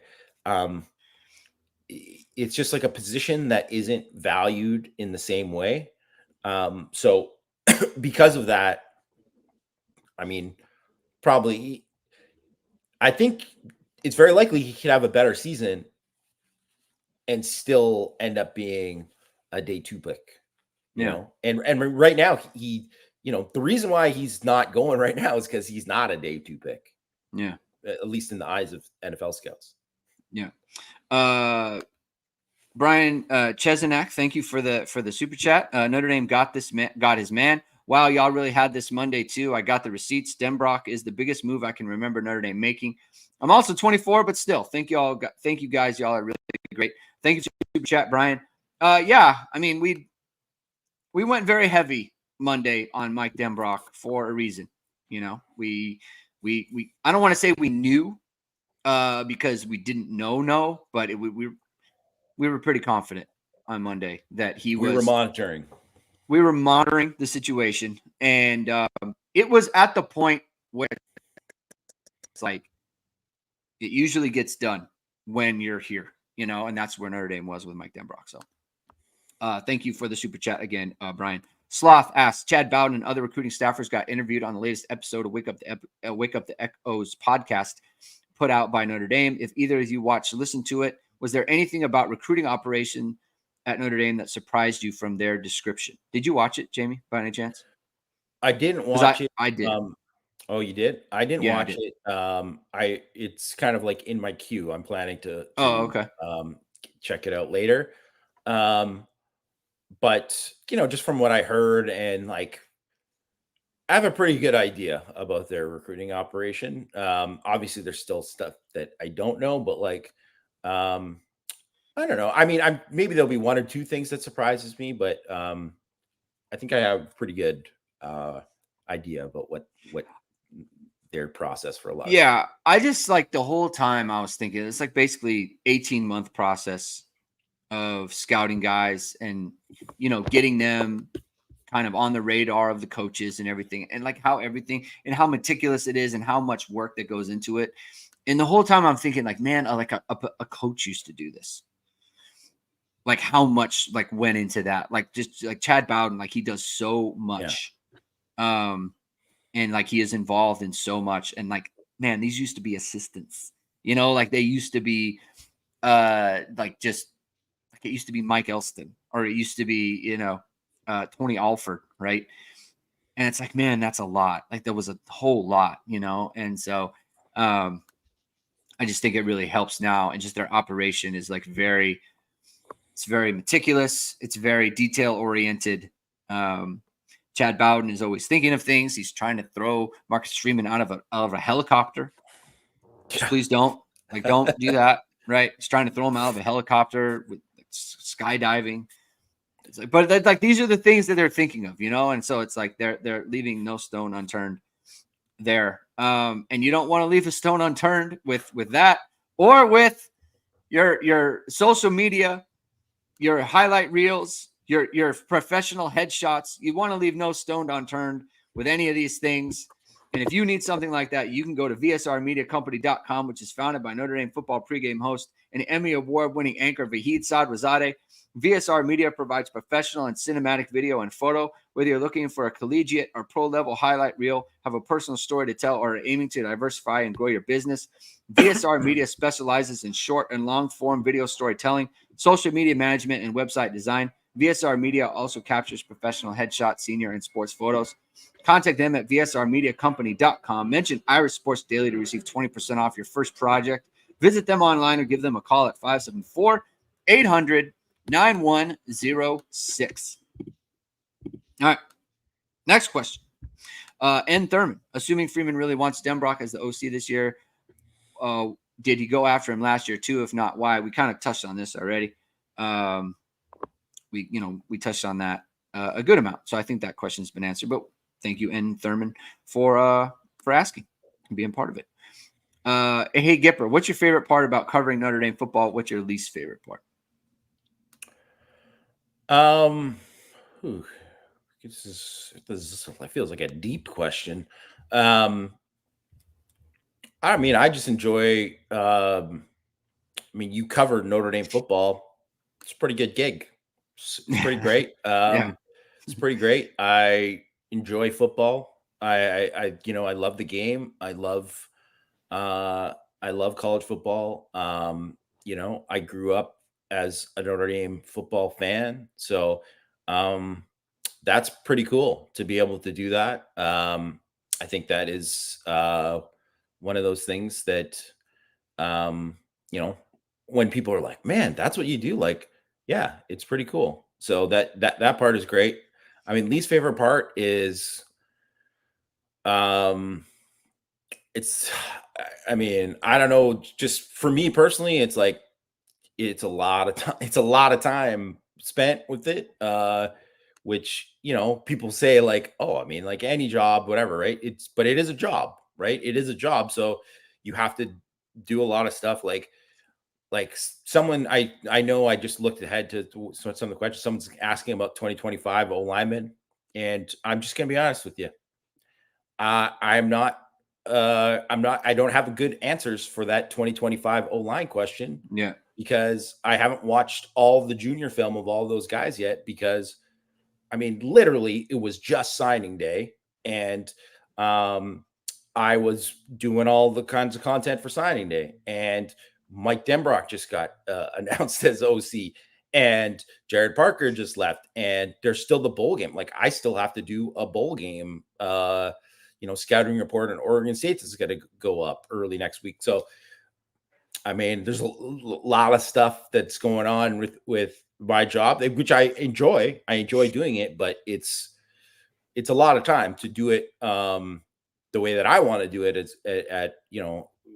with as much information as possible. So that would be my least favorite part. Yeah, it's tough because there's always something that you can kind of study, right? Like Riley Leonard, he's in. So we watch a bunch of his games, and then you cut up highlights, and then you record videos, and you do those things, and then you record videos of the recruits, right? And you get ready for that, and then okay, they're looking at Mike Denbrock. All right, let's look at some LSU stuff, right? And so you're always looking at, and then you have the senior film for all of the 2024 guys. So you're always kind of there's always something. So 2025. Is that just feels so far away, and so that's hard. I definitely feel that. CFB Hertz put up least favorite has to be post game shows after a loss. It's not always the case. Sometimes it's fine, just because it is the main part of what we do, or me specifically.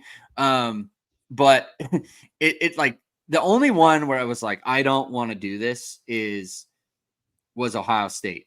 That was the hardest one I've ever done, where I was like, I don't know what to say, and I'm in a bad mood, and I don't want to talk about it. Like that was the hardest one I've ever done for sure. There's another part too. It's like we were both fans first, and so like you learned, like anytime you learn how the sausage gets made, or like, you know how they say like never meet your heroes. Like you always hear things that are just like, I wish that wasn't the case, you know, that aren't your favorite things. So that's tough. My favorite part, I mean, it's like I'm on the Notre Dame beat now. That's kind of incredible. Like 10-year-old Greg would just be like amazed, you know, it just like very happy with the whole situation. Like going in the press box and covering games as a credentialed member of the media covering Notre Dame is very cool. I think there's one thing though, is like I've had numerous parents send me messages like, we really appreciate the way that you guys cover the team, me and you specifically.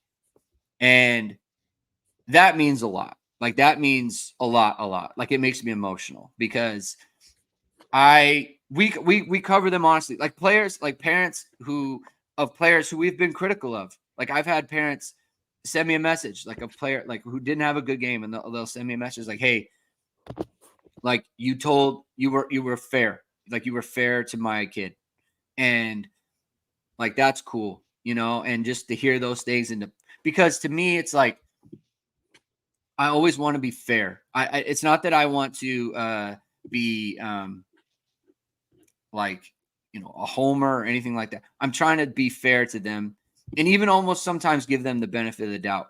Like I don't think we ever come on here and be like, you know what, this guy sucks. This guy stinks. Like he can't do anything. It's like I'll talk about a player like it was like I would talk to my daughter. And if something's not good enough, then I'll tell him and I'll say on the show, like, hey, that's not good enough. Like that's not going to work, you know? And I've said that to her, and I've said that to players about players, and I'll get a message from their parent and be like, hey, like you weren't a jerk, you know? And like that to me is the best part, is getting that feedback from them. And it's like making that experience as like a Notre Dame parent and from Notre Dame players, like making their experience enjoyable that way. That to me is the coolest part. Just like, hey man, you know, you're not killing my kid, but you're also telling the truth. And that's my favorite part of this. ND42 Irish, what is your too deep for the bowl game? What do you think, Jamie? I think some of these are fairly simple. It's all very clear. Angeli's going to be backed up by Kenny Minchie. Yeah. You know, like I think, yeah. And like, I'm going to guess, I don't know if they'll put out an actual too deep for this game. I don't know if they will, to be honest. But like, I'm going to guess there's going to be a lot of or with the running backs. Yeah. You know, and probably a lot of ors. I'm going to guess that Jaden Thomas and Jaden Greathouse and Jordan Faison will be the starters at receiver. Yeah. You know, backed up by, you know, KK Smith and Deion Colsey and Matt Slater. Like Clarence Lewis will be the nickel. He will be the nickel. He's going to play the Thomas Harper spot. And I mean, I guess this is probably just asking, I guess, of who's kind of like what's going on with like who's opting out. But I mean, to be honest, I don't know about some of the things. I think we know that Charles Jagusa is going to start at left tackle, but I mean, we'll see what happens with the right tackle in Baker and Wagner. I mean, are they going to split? Are they going to do that? Like right now, too, there's just injuries and stuff too. So they with opt-outs and stuff too. So after, say, if like Billy Schrauth goes down in the game and he's going to start at right guard, like who is the next guard? I mean, I guess it'd be Kristofik. I guess Kristofik's probably going in the next guy at any of the interior spots. But, I think like, I don't know that it's going to be Jalen Sneed starting at will. Like, I think it's going to be Jack Kaiser and then Jalen Sneed and so on and so forth. Right. And then I think that it'll probably be Jaden Mickey who gets the start for Cam Hart. And then I think with the third safety, I'm going to guess it's probably Adon Schuler, who's probably the third safety who's going to get a chance. He's played a good amount. Yeah. Yeah. Great opportunity for him. I'm really, really excited to see Adon Schuler in this game. But I mean, as like, filling up the 2 deep, I think kind of one of the situations of this, it's almost like a spring game where you're like, it's not a real 2 deep, right? Yeah. It's not, it's kind of all over it. And it'll be kind of interesting because I remember last year, for instance, South Carolina, when they played him in the bowl game, they were down to one tight end in the game, and that one tight end got hurt. He came back in the game, but it was like, well, I guess we're not playing with a tight end the rest of the game. Like, it was just one of those things, right? Like, so you got to adapt and just do it. And I don't know, it's not ideal, but at least very least will be interesting. It is what it is. City K Core. Can you rank in order of talent and ability to 25 O-line recruits: Black, Lang, Strabig, and Augustine? Thanks. Yeah, this was that question that I was kind of talking about. And I first of all, appreciate the question. No, I'm not trying to shade the question at all. It's a totally fine, fair question. I just don't want to tell you something and that's not, like, when I don't have all the answers to it. I mean, because I've got to catch up on like Lang. I got to watch, more of Strabig. I am caught up on him and I like him quite a bit, but I like Will Black more than Strabig even. And I really like Strabig, but I really like Will Black. And then Augustine, who I have watched, I did watch in the summer and I got to catch up again. But I liked him too. One thing is that Augustine and Black both earned offers at camp. So that was something that I think they were at the same camp too when they're the lineman camp. But just want to mention for 2025, 7 out of the 11 guys that that are committed worked out at camp. Like, that's like, good job by Notre Dame. Like, to have that many guys work out. We talked about that on the show on Wednesday. Yeah, just like the importance of camps and getting them in and getting them evaluated and bringing quality into your camp. Andy Mike 23, seems like things at Notre Dame are changing for the better overall. An effective NIL the Notre Dame way, retaining and going after transfers, including undergrads, improved O-line and D-line recruiting, talent identification, paying for coaches, facilities, etc. Given that, what is next to get us to the top levels of college football? I would say, I think the Goog is going to get renovated soon. I think that's going to be announced. I think that's going to be the thing. And to be honest, I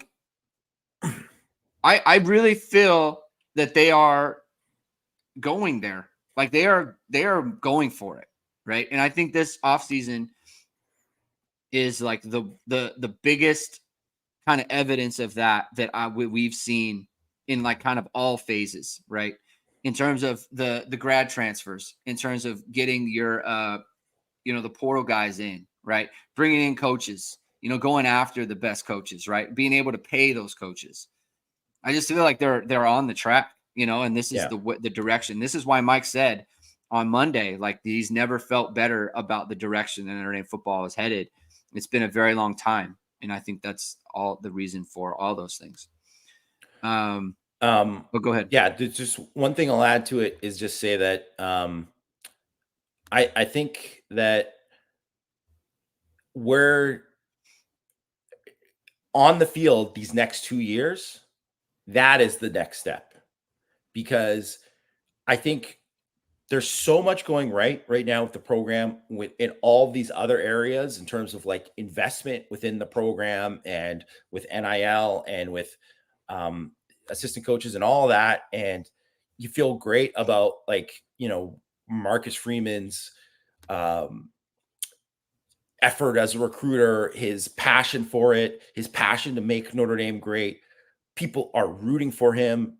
People are really want, Notre Dame to succeed. And they're putting all these pieces in place for it to happen. But this year, make the college football playoff, become a contender in these next 2 years. Like, that has to happen, because that's how you jump up another level in terms of, because you show all these kind of things and you show these things and producing more NFL guys and all this, because Notre Dame's going to have a good NFL draft this year. It's going to be pretty good for them. Not like a Georgia type of year, but it's going to be a good year. But doing that kind of thing, doing more of that, that is how you attract the next guys and all that, and keep building on it and keep getting better. Yep. All right. Next question from NY Domer 310. Trying to wrap my head around roster management as it relates to quarterback. I know the hope is to avoid the portal in future years, but if there's a transfer, which seems highly likely, I don't see how it can be avoided if the magic number for the position is 4. What should the plan be moving forward? I think it's a great question. I think who you're looking at as a transfer changes, right? So you aren't maybe trying to get the Riley Leonard, the guy that you think is going to be, the projected starter, or the Sam Hartman. You're trying to look for, someone who maybe not can start at some point or whatever. I'm not saying that you wouldn't take a guy just to take a body. Doesn't necessarily have to be that. But you're also not getting a guy who's coming in right away where it's like starting or bust. It might be a guy who's like, okay, if you can get an underclassman, right, who's like, I'm going to be around or presumably be around for a few years, right? Yeah. So instead of being like, okay, we're going to get the Tyler Van Dyke, just picking a random guy or whatever, right? Like something like that. You're taking a guy, not necessarily Dante Moore, but a younger guy, you know what I mean? Like a younger guy who is you think could be around and could compete going forward, and not necessarily, be the starter, right? Immediately. So I think there's that, or you do take a guy who's like a small school guy who is like, you know what? I'm just going to take my chances. I know nothing's guaranteed to me, but I'm just going to take my chances. And you take a guy like that. Yeah. Because there's going to be guys out there for sure. Yeah. So something to monitor. We're monitoring that. DT Fennel, where did you both acquire your football acumen? Please don't leave out any details. I know it's early, but do you think Angeli has a real chance to beat out Leonard? Do you think it's let's answer that question. Realistic. Realistic? I would say slim chance, but it starts with this. It starts with this game, right? Because he's not walking into the best situation. He's not walking in with Joe Alt and Blake Fisher as his tackles. Yeah. And, they've had certainly guys transfer, but like if he comes into this game and like he is just absolute lights out in this game, I don't know how they're like, it doesn't at least get the wheels spinning that, man, we got to make sure that he has a shot, So that's where it kind of starts, right? And as unfair it would be to judge him if he does poorly, that is going to hurt him, right? If that happens. So, it would be great for him if he had this game. Yeah. As far as football acumen, I talked about this a little bit before. Played in high school, played in junior college. Watch a ton of tape. I've always done that. Like ever since I was like 12, I watched tape over and over again. And I have the opportunity now, like various people, like high school coaches, former college coaches, they will send me messages and we'll talk ball, and I get to pick their brains a little bit. I get to pick Jamie's brain like all the time, right? Like incredible resource for me. So that's kind of where I get a lot of my acumen from, just from that, like being a student, fan, fanatic of the sport, right? I love football. I think it's like the best sport. The way that everyone has to do their own job so that it fits within the team concept. It's just the best. And it's very easy it's very addicting, right? Like getting into the sport and learning how everything works. What about you, Jamie? Yeah. So, I mean, I'm sure most people on ISD know that. So my dad was a longtime high school football coach. You know, he's like a Hall of Fame football coach. Yeah. Very, very successful. And, you know, so my cousin was a college football player. He was a strength coach in college and in the NFL for, you know, close to 2 decades.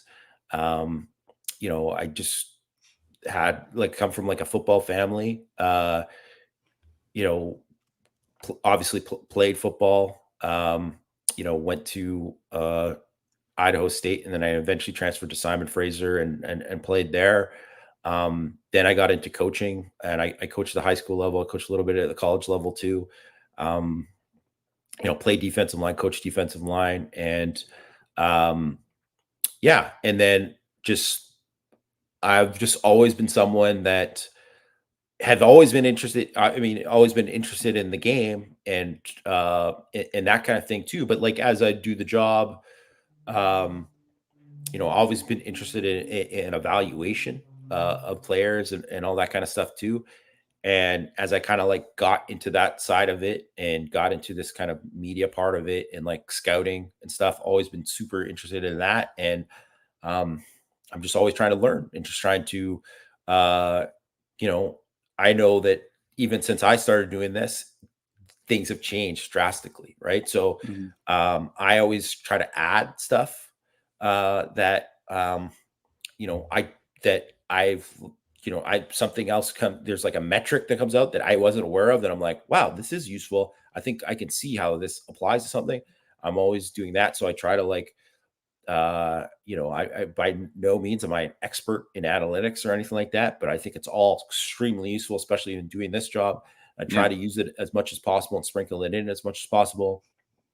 And so it's like try to have like a mix of kind of like a scouting background and that and all that. And that's kind of I guess kind of where it comes from, I guess. Do you think D-line is the most needed upgrade for Notre Dame to win, like in recruiting, like especially interior? That's what the question is here.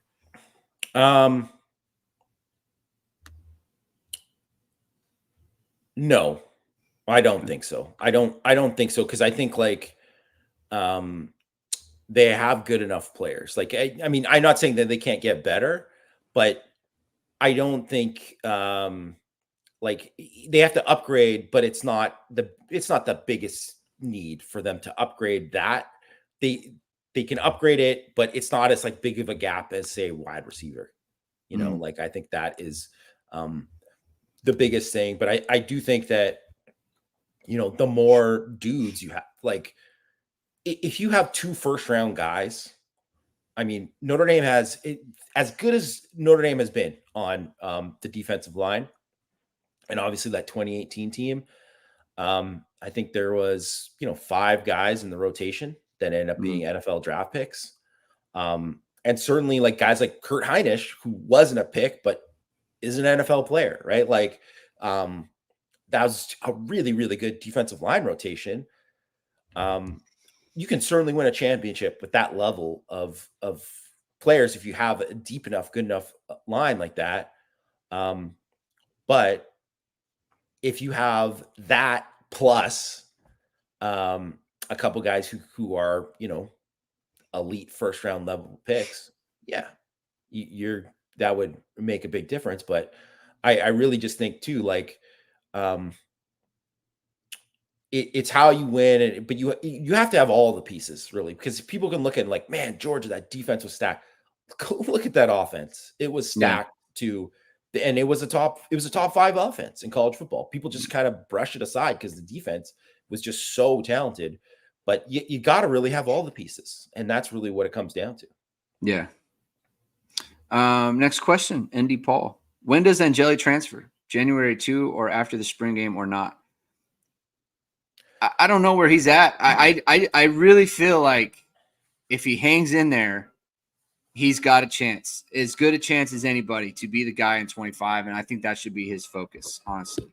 You see these guys, like, where is he going? Like, where is he going to go? That's better situation than what Notre Dame will offer him in 2025. If he doesn't think he's going to win if he's ever going to transfer, it's post-spring. If he's like behind Minchie for whatever reason, then you would leave. But like, to me, you got to go through spring with Denbrock and the offense and see how you fit in it. That's in my opinion. You got to wait. Yeah. And if also, if you think about where he's at in terms of his timeline,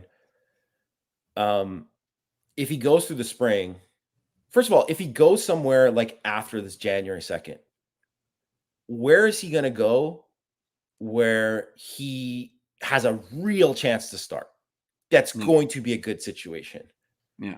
I don't know if there's that many places, to be honest. Like, he's a New Jersey guy. Just say Rutgers, right? Say Rutgers. I'm like, I think Gavin Wimsett was a starter there. He kind of had a very up and down year, but like, I don't know for sure that like Angeli's going to walk in and be the starter. And also it's a good situation, like, so it's like, I think you have to, if I'm him, I'm viewing all of those kind of scenarios. And then if he goes through the spring, and like you said, if Minchie jumped him or, CJ Carr was better than him or whatever, like, then I think you reevaluate certain things. But also, he's now been at Notre Dame for 2 years, 2 full years, right? And guys graduate in 3. So he might be, because he was an early enrollee. If he can get his degree in next December, like, it's kind of looking at like, well, should you hang around to get the degree? Because look at like Buckner and Pine. They're both back. They're both back because they want the degree, right? And whatever. I don't blame those guys for taking their shot. Shoot your shot. And for Pine, he still wants to go somewhere. Like, I mean, I don't know where Pine is going to go now, but like, he'll probably go to some really small school or something to try to find something. But like, I don't know. I think it's one of these things where, it's a different situation. But so Florida fired their defensive line coach, Sean Spencer, right? Who's like a very respected defensive line coach, really great recruiter. And then their great defensive line class fell apart afterwards. And I think the thing that Florida people were like, it's okay if you fire Sean Spencer, just have the next guy ready right then. And they didn't. And it took them a minute to get that. And because of that, they didn't have like a plan. And then that was, it didn't work out for them.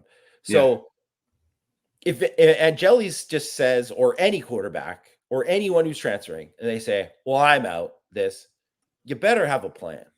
So I don't know, like, Tobias Merriweather, not to turn this into a thing with him, but like, I'm going to guess he probably thought he was going to get to a better place than Cal just before, like, in terms of like an offense that's like explosive. Like, they're not known for having this great offense or whatever, right?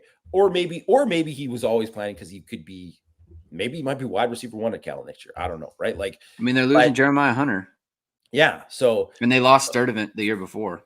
Yeah. So, he's walking into an ideal situation in terms of that thing, but he's not walking into a situation where it's like, where you could see if he goes to Washington, you're like, man, that offense, Kalen DeBoer, like, they're going to throw the ball a ton. If he's good, he's going to put up numbers, right? So it's like, but I don't know if he actually had a Washington offer or whatever, it's like, so it's like, you can make that decision, but it's like the smart people that make the decision to go in the portal, they already know the next spot, right? So if he doesn't know the next spot, he should stick around, is my opinion. Yeah. Okay. Loyal stepson. Last question of the day. I've heard about the speed of Teddy Rizak and his size. Could he potentially play safety in college? I don't I don't think it's like 100% out of the realm of possibility, because I think he moves really, really well. And he's a fluid athlete, and we had heard a reported 40 time when he had committed, that if that is a true 40 time, then yeah, he can play safety. Like he'll be fine. But I do think he would project better in terms of his size and all that of playing linebacker. But I do also don't like, I believe he's under 200 pounds still. So yeah, I think he's going to just put on the weight, man. He's going to get big, in my opinion. That's just how it's going to go. He will. Yeah. So that's why, to me, it's like, yeah, he could in theory, but he's just going to get big. And and that's what I think they're expecting that, because that's what they're recruiting him to do. They're recruiting him to be kind of like a second level linebacker guy, not a back end. It's just my opinion there. All right, Jamie, it's going to do it. Those are all the questions. I said we weren't going to, but I did. Well, there are some that people sent that I didn't have time to load because it was after the fact, and then the thing broke, and so then we get set up for that. But we'll get to those questions afterwards, so I'll star those to make sure we get to those. But thank you, everyone, for tuning in. It was a marathon show. I told you it was going to be a marathon. Big day for Notre Dame football. Big day for the program. Big day for Marcus Freeman in the offense. Notre Dame gets Mike Denbrock to be their offensive coordinator. So there's going to be a lot of analysis on that. We're going to be talking about that a ton more.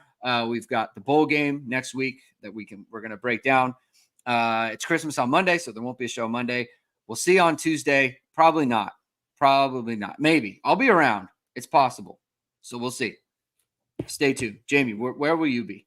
What's the date on Tuesday? The 26th. It might be tough for me, but we'll figure something out. We're going to figure something out. We're going to be flexible on these things. We'll get something going. So check out irishsportsdaily.com. Hit the like, hit subscribe, hit the notification bell so you know we're going live. Happy holidays, everyone. Merry Christmas. We'll talk to you next week. Keep hitting and hustling.